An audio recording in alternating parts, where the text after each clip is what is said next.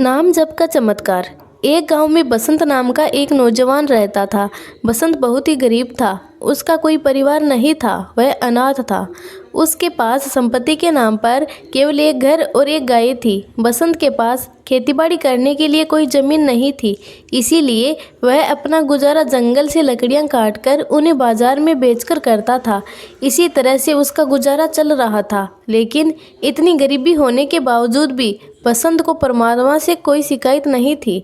बसंत रोज सुबह जल्दी उठता और ओम नमः शिवाय का जाप करता। फिर उसके बाद वह अपने बाकी काम शुरू करता। बसंत महादेव को बहुत मानता था। गरीब होने के बावजूद भी वह लोगों की मदद ज़रूर करता और जितना हो सकता उनकी सेवा भी करता। बसंत रोज़ सुबह उठकर जंगल में लकड़ियां काटने के लिए चला जाता और जो भी पैसे उसे लकड़ियों के काटने से मिलते उससे वो अपने घर का राशन ले आता। एक दिन बसंत लकड़ियां काटने गया। उस दिन उसका काम जल्दी ख़त्म हो गया। वो लकड़ियों को बेचने के लिए बाजार की तरफ चल दिया, लेकिन उस दिन गर्मी बहुत ज़्यादा थी, इसीलिए बसंत का गला प्यास के कारण सूख गया। उसने आसपास देखा, लेकिन उसे कोई नदी या तालाब नहीं दिखाई दिया जहां वह अपनी प्यास बुझा सके। थोड़ी दूर चलने के बाद बसंत को एक झोपड़ी नज़र आई। वो उस झोपड़ी को देखकर बहुत हैरान हुआ। वह सोचने लगा, इतने भयानक और घने जंगल में ये झोपड़ी किसकी है? फिर बसंत ने सोचा कि शायद मुझे यहाँ से पीने के लिए पानी मिल जाए। ये सोचकर बसंत झोंपड़ी के पास गया। झोंपड़ी के पास पहुंचकर बसंत ने आवाज़ लगाई। बसंत की आवाज़ सुनकर एक लड़की झोंपड़ी से बाहर आई। उसने बसंत से पूछा, आप कौन हो और मुझे आवाज़ क्यों लगा रहे हो? बसंत ने उससे कहा, मैं एक लकड़हारा हूँ और मैं इस जंगल से लकड़ियाँ काट कर जा रहा था, लेकिन मुझे बहुत तेज़ प्यास लगी है। मुझे आपकी झोपड़ी नज़र आई और मैंने सोचा शायद मुझे पीने को पानी मिल जाए। लड़की ने उससे कहा, आप रुको, मैं अभी आपके लिए पानी लेकर आती हूँ। ये कहकर वह लड़की अंदर गई और बसंत के लिए पानी लेकर बाहर आई। बसंत ने पानी पिया, जिससे उसकी प्यास बुझ गई। फिर उसने लड़की से पूछा, आप कौन हो और इस खतरनाक जंगल में क्यों रहती हो? लड़की ने कहा, मेरा नाम प्रिया है। मैं इस जंगल में अकेली रहती हूँ। पहले मेरे साथ मेरे दादाजी भी रहते थे, लेकिन कुछ दिनों पहले ही उनकी मृत्यु हो गई। बसंत ने उसकी बात सुनकर कहा, और तुम्हारे माता पिता कहाँ हैं? प्रिया ने कहा, जब मैं छोटी थी तभी मेरे माता पिता की मृत्यु हो गई थी। तब से मैं अपने दादाजी के साथ ही रहती थी, मगर अब वह भी मुझे छोड़ गए। बसंत ने उसकी बात सुनकर कहा, तुम्हें अकेले इस जंगल में डर नहीं लगता? प्रिया ने कहा, नहीं, मुझे डर नहीं लगता। मुझे अब इस जंगल की आदत हो गई है। यहाँ रहते हुए मेरा आधा जीवन तो कट गया है, बाकी बचा हुआ भी कट जाएगा। अब देखने लायक रह ही क्या गया है। माँ बाप बचपन में ही चले गए, अब दादाजी भी चले गए। बसंत ने उसकी बात सुनकर कहा, मेरा जीवन भी तुम्हारे जैसा है। मेरा भी इस दुनिया में कोई नहीं है। मैं खुद गांव में अकेला रहता हूँ और लकड़ियाँ काटकर उन्हें बेचकर अपना गुजारा करता हूँ। प्रिया ने बसंत की बात सुनकर कहा, मेरे पास केवल मेरे दादाजी ही थे। दादाजी को हमेशा मेरी शादी की चिंता सताती रहती थी। वह हमेशा यही सोचते थे कि मेरे जाने के बाद तुम्हारा क्या होगा, जिसके कारण उन्होंने एक दो जगह मेरी शादी के लिए बात भी की, लेकिन मेरी एक आँख ना होने के कारण कोई भी मुझसे शादी करने के लिए तैयार नहीं हुआ। इसी दुख के कारण दादाजी ये दुनिया छोड़ गए। प्रिया की बात सुनकर बसंत के मन में आया। उसने प्रिया से कहा, मैं तुमसे एक बात करना चाहता हूँ, लेकिन वह बात करते हुए मुझे डर लग रहा है। प्रिया ने उसकी बात सुनकर कहा, ऐसी क्या बात है जो तुम इतना सोच रहे हो? तुम जो कुछ भी कहना चाहते हो साफ साफ बोलो। बसंत ने हिम्मत करके कहा, क्या तुम मुझसे शादी करोगी? प्रिया ने एकदम चौंक कर पूछा, ये तुम क्या कह रहे हो? तब बसंत बोला, तुम मुझे मना भी कर सकती हो। मैं सोच रहा था कि मेरा भी इस दुनिया में कोई नहीं है और तुम्हारा भी कोई नहीं है। हम दोनों ही इस दुनिया में अकेले हैं। परमात्मा के सिवाय हम दोनों का कोई नहीं है। हम दोनों साथ रहकर एक दूसरे के दुख बांट सकते हैं। हम एक दूसरे का सहारा बन सकते हैं। प्रिया ने उसकी बात सुनकर कहा, लेकिन तुम मुझसे ही शादी क्यों करना चाहते हो? मेरी तो एक आंख भी नहीं है और दूसरी आंख से भी मुझे कम दिखाई देता है। बसंत ने कहा, मुझे इससे कोई फर्क नहीं पड़ता। तुम सिर्फ ये बताओ कि तुम मुझसे शादी करोगी कि नहीं। प्रिया ने थोड़ी देर सोचा और फिर शादी के लिए हाँ कर दी। उसके बाद बसंत और प्रिया ने मंदिर में जाकर शादी कर ली। फिर उसके बाद बसंत प्रिया को लेकर अपने घर आ गया। घर पहुंचकर बसंत ने प्रिया से कहा, देखो ये मेरा छोटा सा घर है और यहाँ तुम्हारा स्वागत करने वाला कोई नहीं है। लेकिन तुम ये बात सोचकर दुखी मत होना और आज से ये बात याद रखना कि तुम ही इस घर की मालकिन हो और तुम्हारे ही सब कुछ देखना है। बसंत की शादी की बात पूरे गांव में फैल जाती है। खबर सुनते ही गांव वाले बसंत के घर आते हैं और उसको आवाज़ लगाते हैं। बसंत ने उनकी आवाज़ सुनकर प्रिया से कहा, लगता है इनको भी हमारी शादी की खबर लग गई है, इसीलिए ये मिलने आए हैं। ये कहकर बसंत बाहर चला गया। गांव वालों ने बसंत से कहा, हम तो तुम्हें बहुत भोला भाला समझते थे, लेकिन तुम तो बहुत तेज निकले। अपनी शादी की खबर तक नहीं होने दी। बसंत ने उनकी बात सुनकर कहा, अरे बाबा, ये सब इतनी जल्दी हुआ कि बताने तक का मौका नहीं मिला। और आपको मैं क्यों नहीं बताता, आप सभी तो मेरे परिवार जैसे हो। तभी एक औरत ने कहा, भैया वह सब तो ठीक है, लेकिन क्या तुम हमें अपनी दुल्हन से नहीं मिलवाओगे? बसंत ने कहा, क्यों नहीं, अभी बुलाता हूँ। ये कहकर बसंत ने प्रिया को आवाज़ लगाई और कहा, देखो बाहर तुमसे मिलने कौन आया है। जब प्रिया बाहर आई तो गांव वाले उसे देखकर चौंक गए। तभी एक लड़की ने कटाक्ष करते हुए पूछा, बसंत भैया, इसकी एक आंख किसने फोड़ दी? क्या तुमने शादी से पहले लड़की देखी नहीं थी? और अगर तुम्हें शादी के लिए कोई लड़की नहीं मिल रही थी तो हम बता देते, हम तुम्हारे लिए कोई अच्छी सी लड़की ढूंढ देते। प्रिया को चुप देखकर एक औरत बोली, मुझे तो ये अंधी के साथ साथ बहरी भी लगती है। अपनी इतनी बुराई सुनने के बाद भी ये चुपचाप खड़ी है। सभी गांव वाले कविता का मजाक उड़ाने लगे।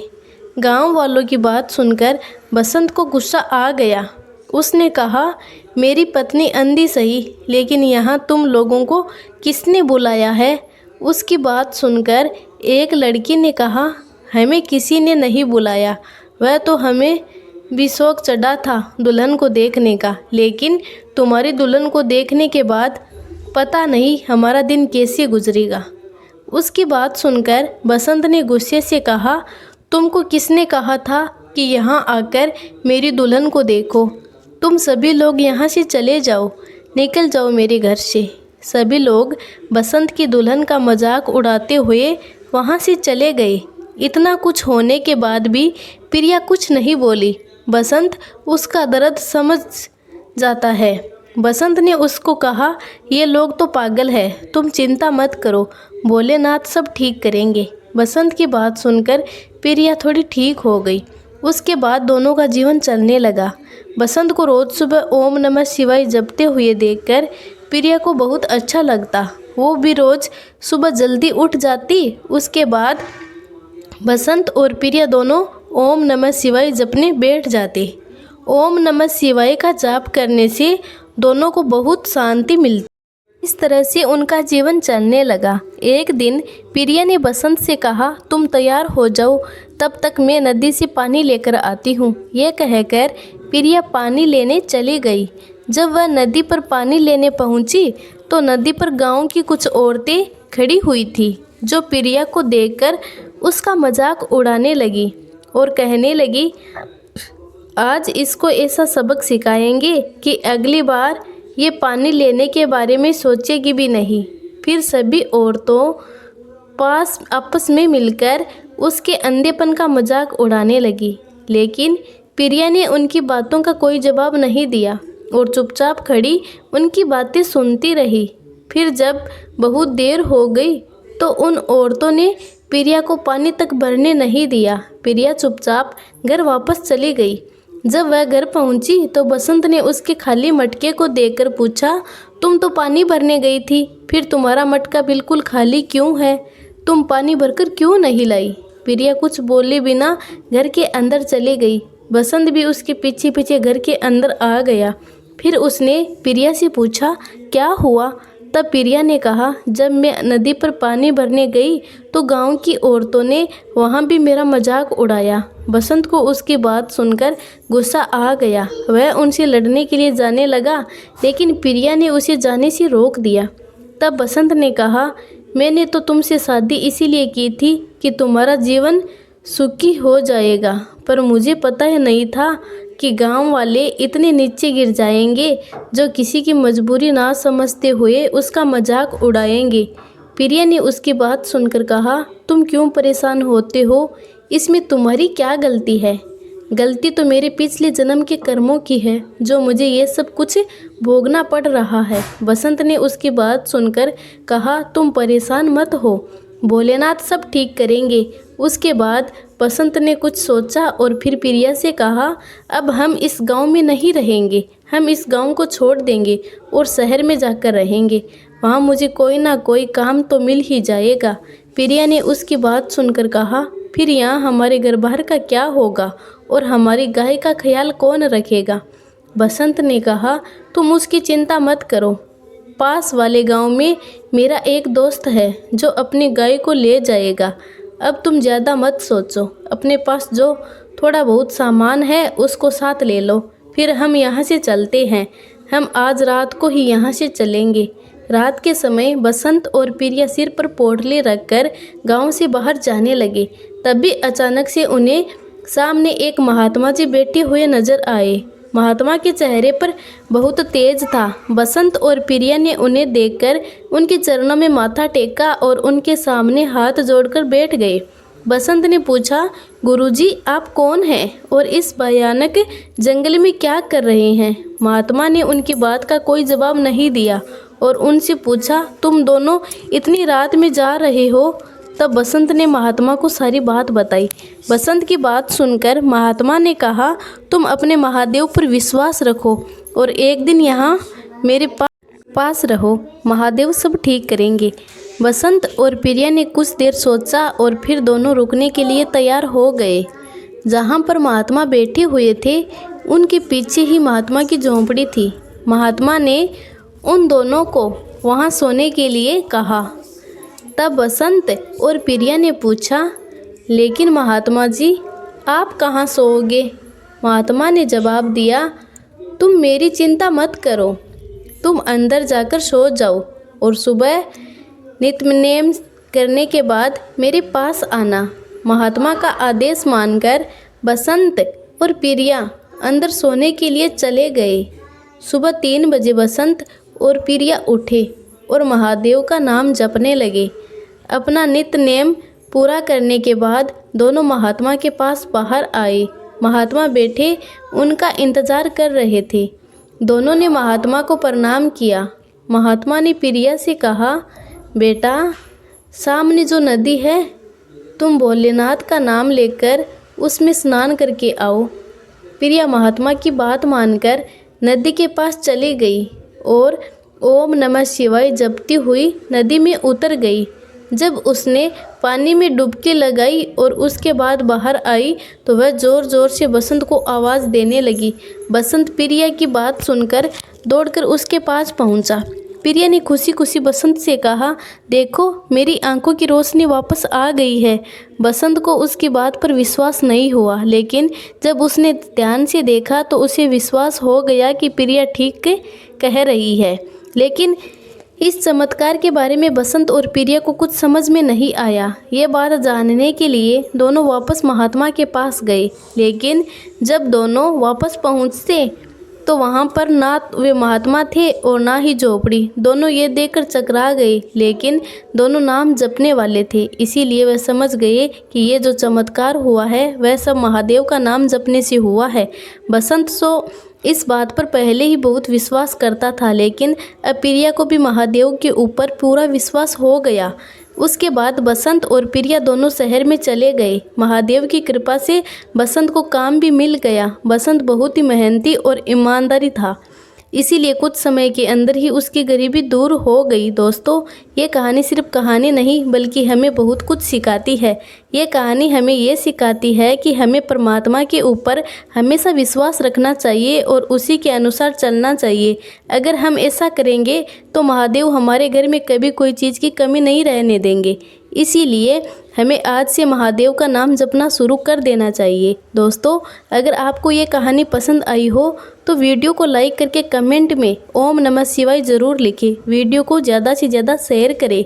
धन्यवाद।